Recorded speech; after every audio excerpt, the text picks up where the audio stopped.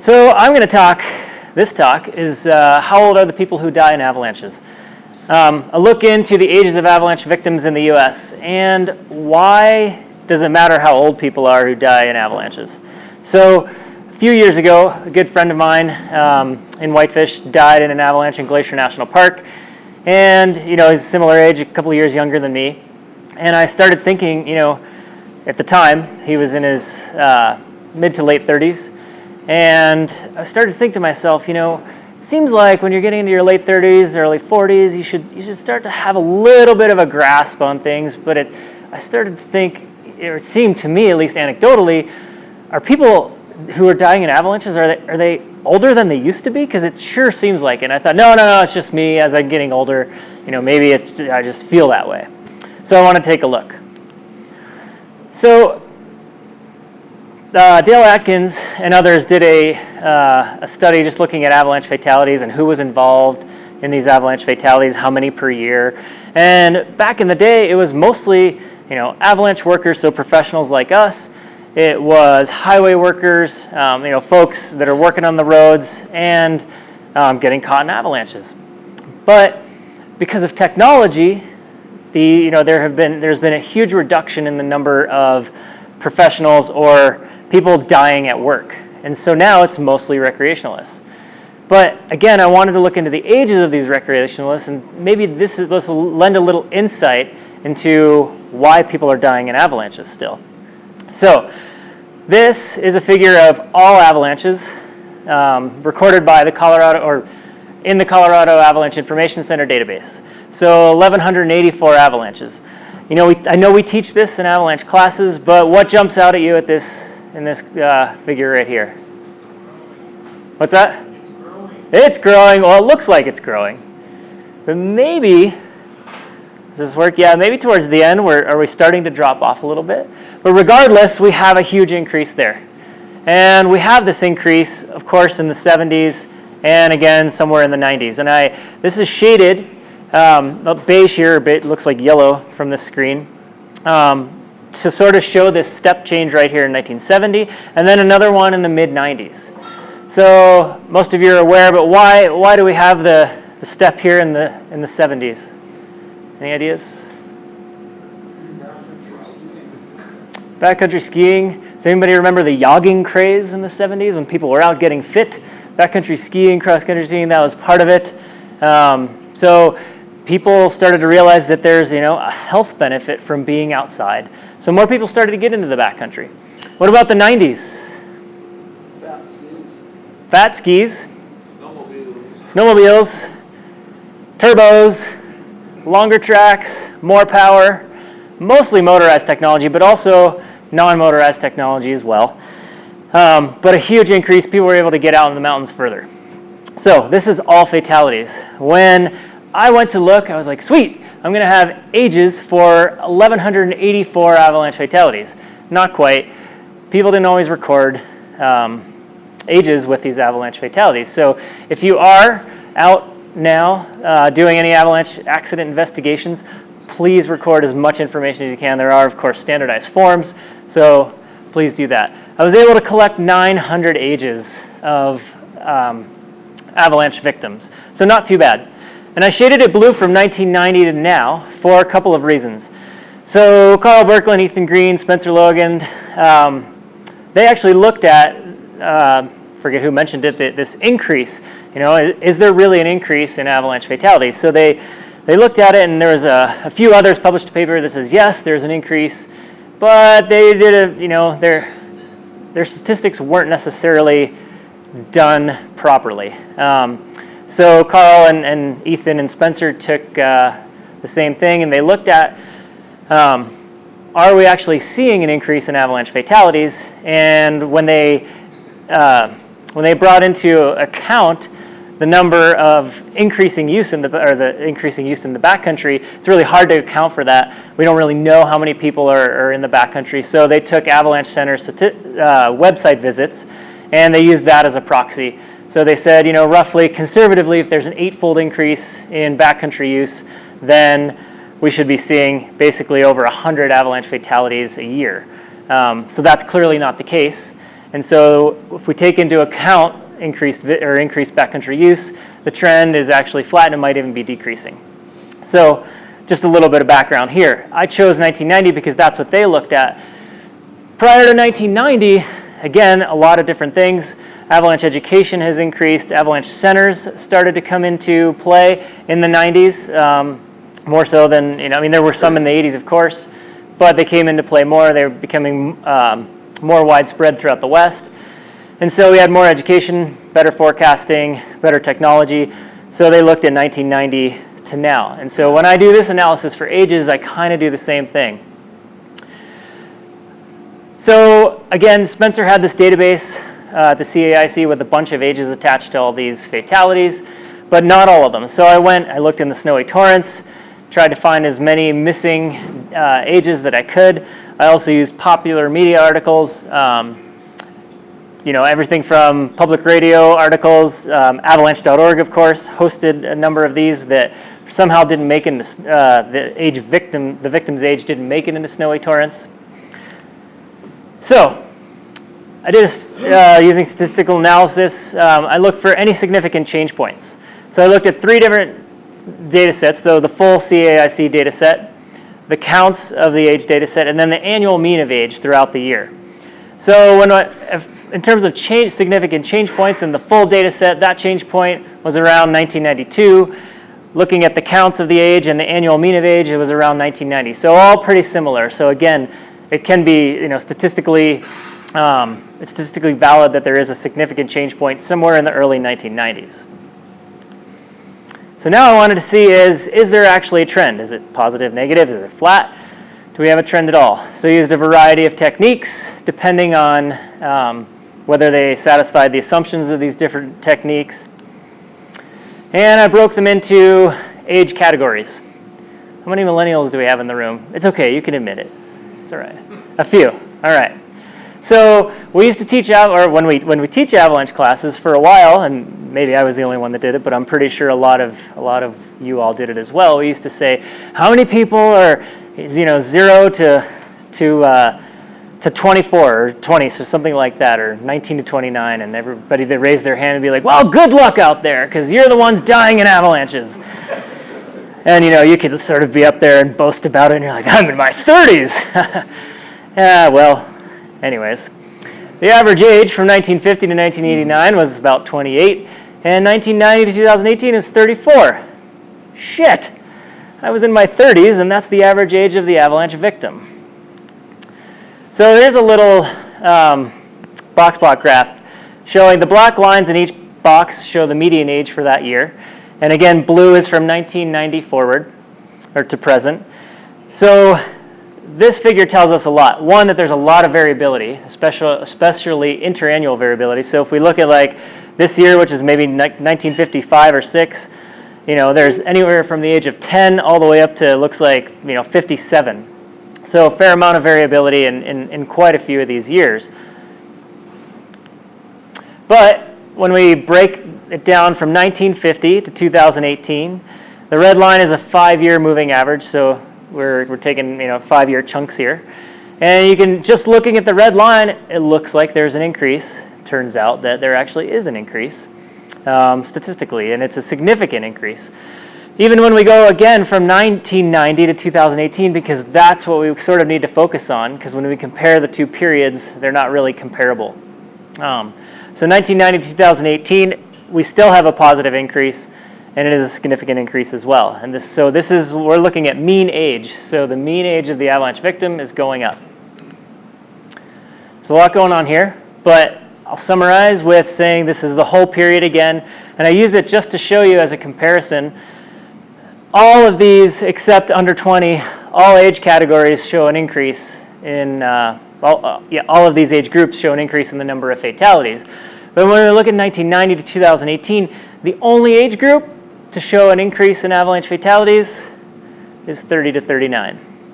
So how many people are 30 to 39 in the room? Good luck out there. I'm in my 40s now. Yes. The problem with this is that, is it the 30 to 39 age group, or is it the cohort, right? And so really, I look at these data, and am I still screwed? Because is it folks now that were once 19 to 29 and now 30 to 39 and now maybe 40 to 49? So are we just huge risk takers and have a poor sense of risk management and really don't look at any of our biases and any of our shortcuts that Don just taught us about? I can't even remember what he talked about. So it must be the cohort. So we'll get back to that in a second. But is 30 the new 20? So we have here the proportion of 20s and 30s, and I use 20s and 30s because those are the two largest, they make up the largest avalanche fatalities, those two groups in terms of age. And you can see here, there's some equal years, and there are some years where the 20s certainly dominates.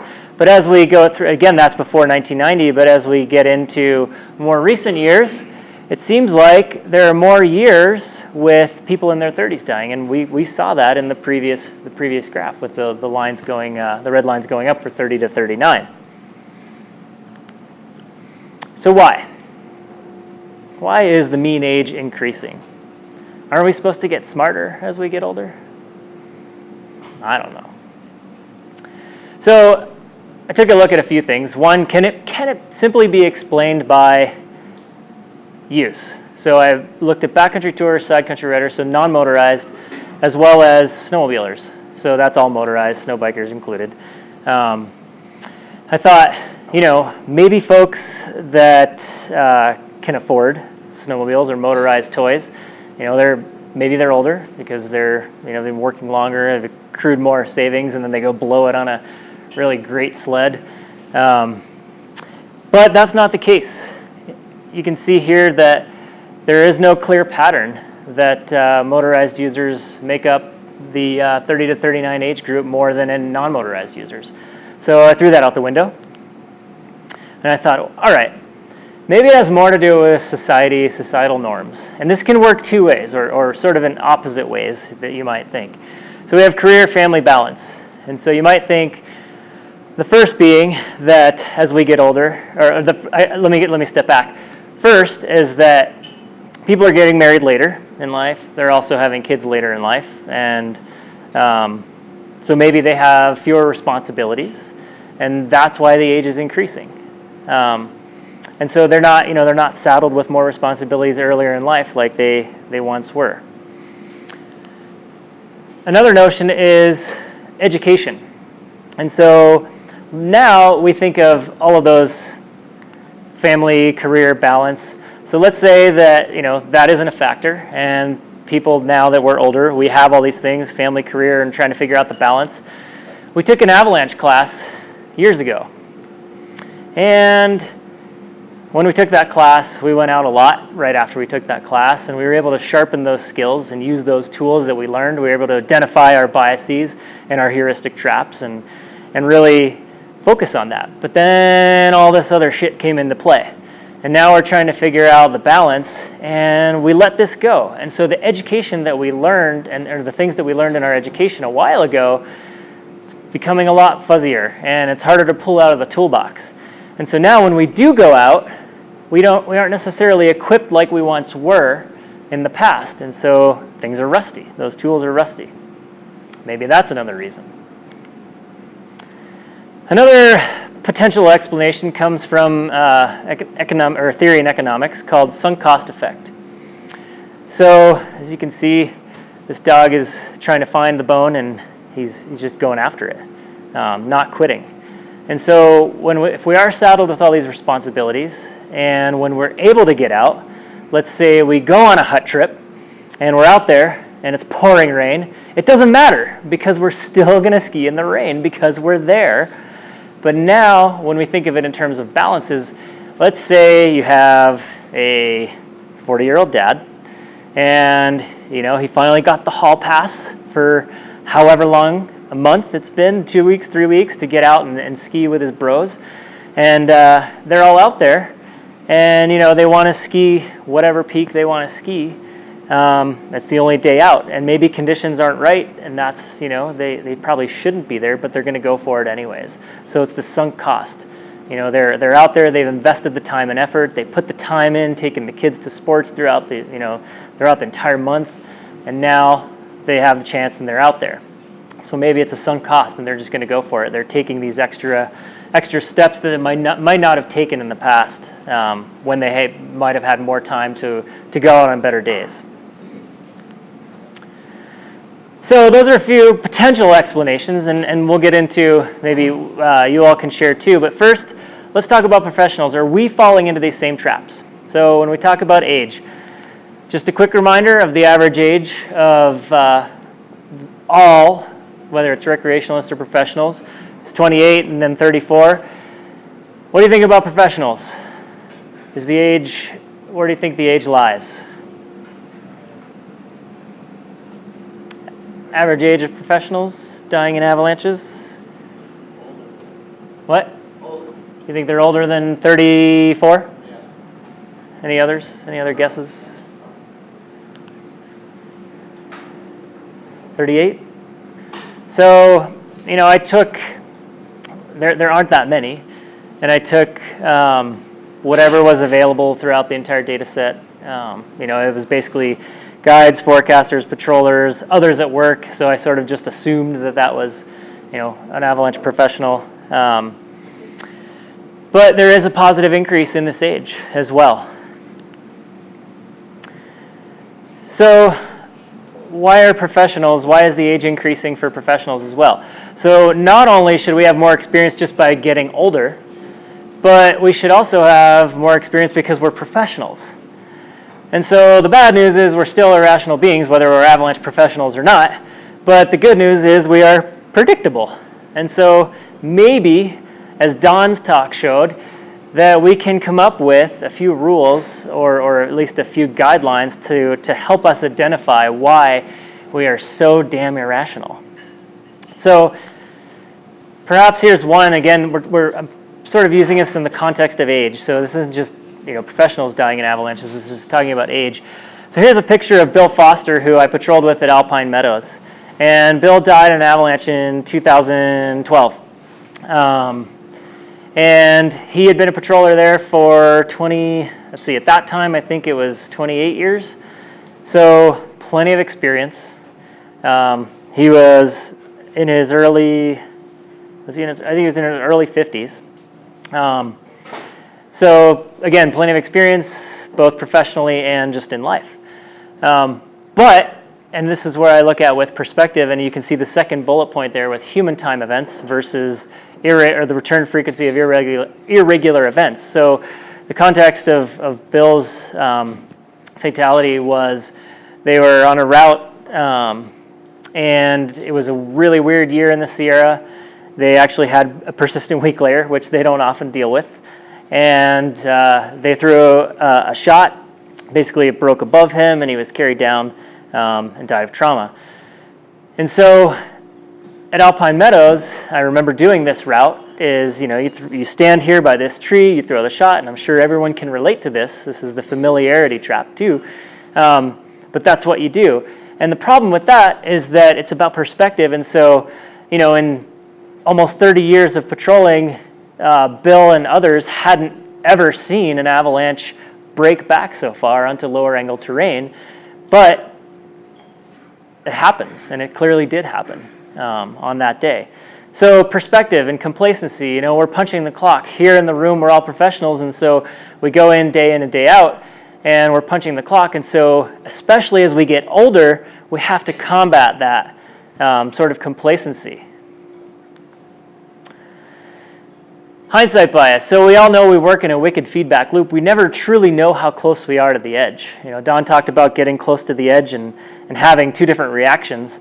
But the problem there is that how do we know we're even close to that edge? And that's that poor feedback environment that we work in.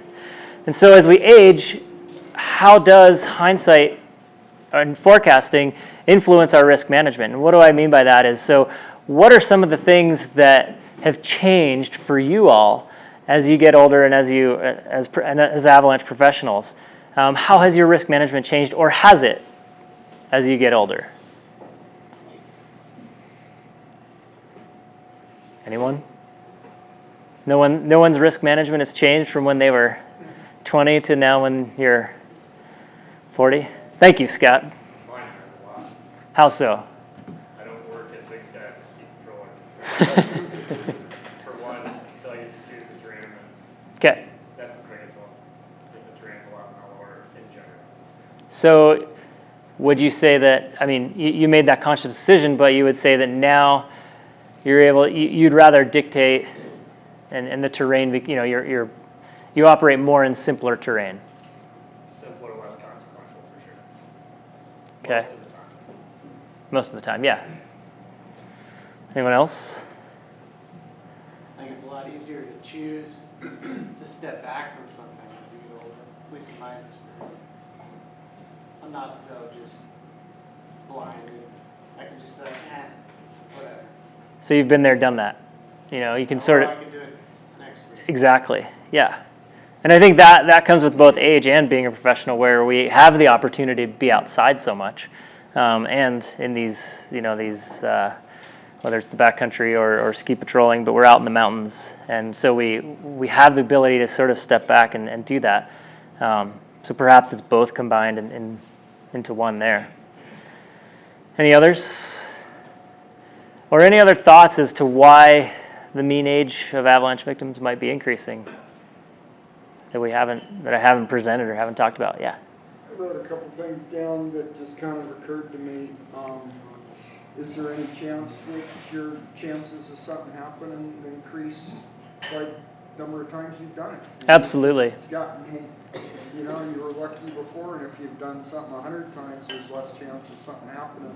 But if you've done it 1,000 times, yeah, there's a better chance of something happening to you. Yeah, absolutely. I think it can be just as simple as a pure probability issue, especially as professionals, right? Where we are out there all the time, and we're constantly in this environment, and we sometimes don't know how close we are to the edge.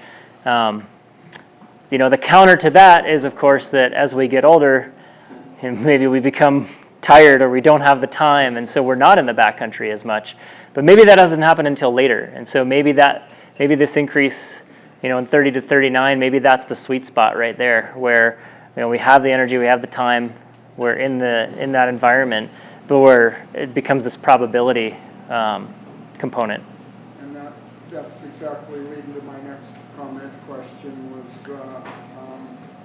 is there any chance that younger people are more resort oriented, and as you get older you get sick of the resort scene and you spend a lot more time in the backcountry because you're tired of being at Mammoth with 10,000 people? Yeah, I think that's a great reason, or a great potential explanation. And the unfortunate part about that is that we don't know how many people are recreating the backcountry, let alone every year, let alone what the age classification is for it. So it's really hard to tell.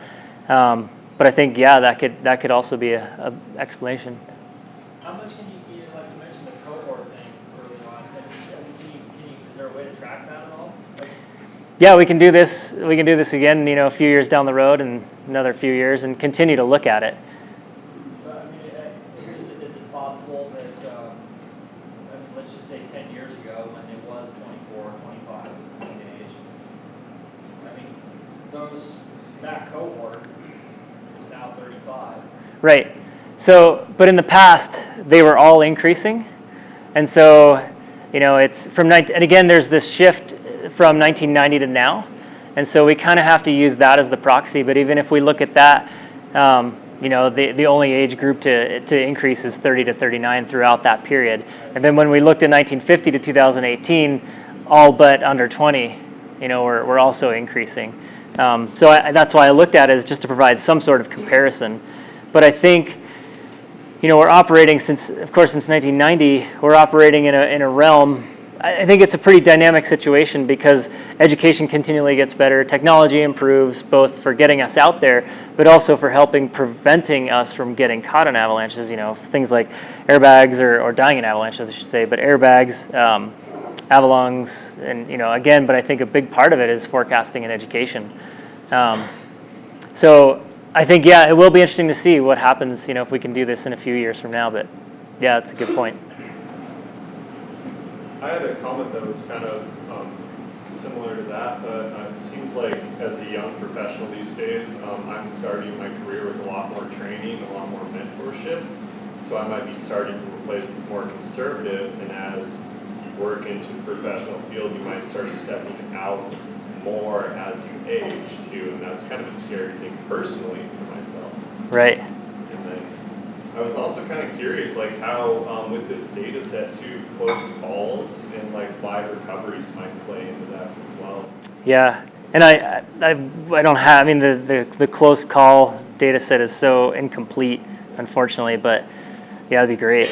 I mean, I think that if I had a wish, it'd be like at least for these data sets to see how many people are actually recreating in the backcountry, so we have some sort of context, and then looking at these, sort of getting back to that earlier question, looking at these trends in a more comparable time, because like you said, you going into it, I mean that's changed. Don and I were just talking about this, where it's changed from even 15, 20 years ago, where we weren't necessarily as equipped with all the tools. Yeah, Chris? I know you said that the data doesn't really exist just on ages for backcountry users, but do you have any opinion? I mean, to me it seems like the average age of backcountry users has increased, but I'm obviously pretty limited in what areas I've seen. So the age of backcountry users.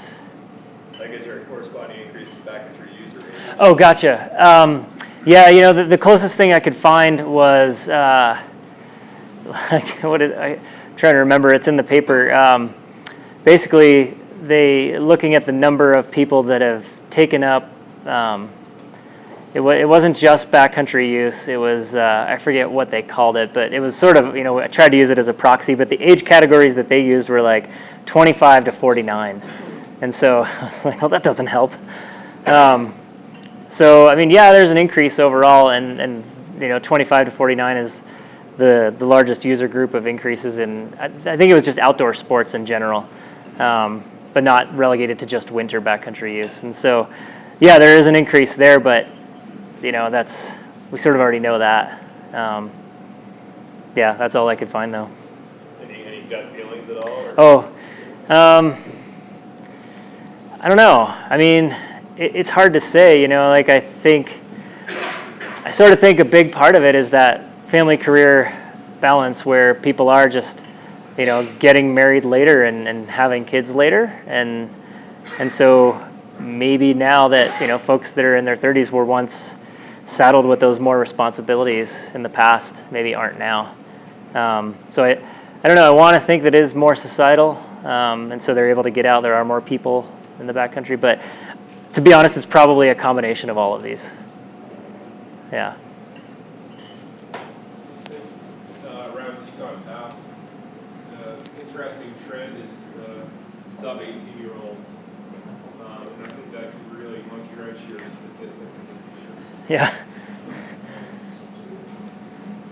Just Terry. from a statistical perspective, I think the key thing is probably error, just because it's an infrequent event compared to near miss. So Scotty's efforts with near miss data, in fact, could be robust and reliable. I think you're going to capture a much more convincing trend, because we know sprained ankles, busted tib fibs, nearly caught versus actual death. Yeah. The N is much higher there. The reliability of that is much higher. And then, as you mentioned before, there's cumulative risk over time. Yeah. Which is the amount of days in the environment. Yep. Yeah. So when you pull together the close call data set, let me know. Any correlation in number of years of experience? Again, we don't have those data to show, how many people, what. The 30-year-olds now have. Exactly. Yeah. 10, 15 years of experience. Yeah, unfortunately, and it's reported in some cases where, some avalanche accident reports do record that, but I'd say that's more, from the data set itself, that's a more recent inclusion into avalanche accident reports. So there just isn't enough, sample size to do any analysis with it.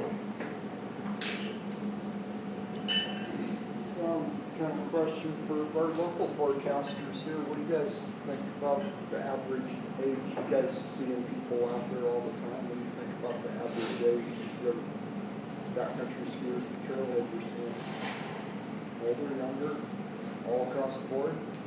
All I can say is relative to where I was before, because I've been here for such a short blip, 7, 8 years, and it's definitely older here than Bozeman Big Sky. But I don't feel like I have anywhere near the perspective to say how it's changing. I mean, 7 years is nothing. Even regardless of change, well, just average age sort of thing. Oh, well, I get passed by 60-plus-year-olds all the time on skin tracks. I know they're out there. I know they're out there. Cool. Well, thanks, everyone. Great questions and great comments. Thank you.